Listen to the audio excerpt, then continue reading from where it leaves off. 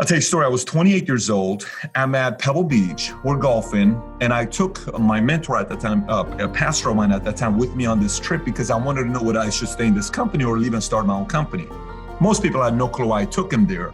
So I took him and I had him to see all the different cultures and the people that were there. And then one day we're sitting down and we're at a bar, and one of the guys that was a top earner at the company making $3 million a year says, "Pat, at what age do you think you'll be worth $100 million? I'm like, oh. No one's ever asked me this question before. At the time, I'm probably worth $1 million, okay? $2 million. Not a lot of money. I'm getting it going, but nothing crazy yet. I said, I think I'll have $100 million by 40 years old. You see, you think so? Yeah. Why? In my mind, I'm just doubling. If I double $1 million, $2 million, $4 million, $8 million, 16, 32, 64, yeah, I'll be worth $100 million by 40. And he's like, why are you so certain about it? Because everybody was kind of like, well, I think maybe. I'm like, $100 million by 40.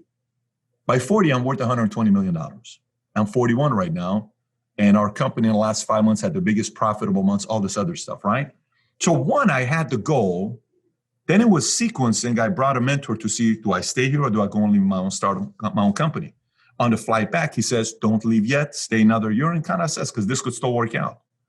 I stayed a year later, I'm like, I don't know if I want to do this.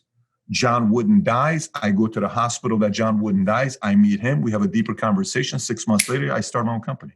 So these are sequencing, right, that you go through. So once you figure out this game, and the easiest way to play this game is grab a paper and pen and say, I want to get married. How do I find my ideal wife? Number one, what is an ideal wife? I have no clue. Why don't you go read a book? Okay, 101 questions to ask before you get engaged. Number two, once you know what kind of a girl you're looking for, why don't you tell everybody you know what you're looking for? Number three, so you see how that works out. Just play that game and eventually get better at this whole your next five. And actually, you'll start having a lot of fun if you play this game. So that's kind of how it happened for me. So I'm curious about what happens if you make these plans, right? You make all these, you write them all down. These are going to be my next moves. But what happens if they don't actually work out the way you envisioned them to actually work out? Great question. They're not going to, just so you know that. A general says, we're going to go kill the enemy. So what's the most important part of my statement? We're going to kill the enemy. What's the goal? Kill the enemy. Okay. Then your sergeant major is going to ask you the next question, which is what? How are we going to kill the enemy? Then a good general with his sergeant major and his captains and his majors and his colonels is going to say, here's how we're going to do it. If we attack this way, if they do this, we do this.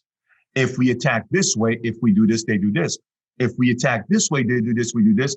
If we attack this way, they do this, we do this. If we team up with them and do a proxy war, if they do this, we do this.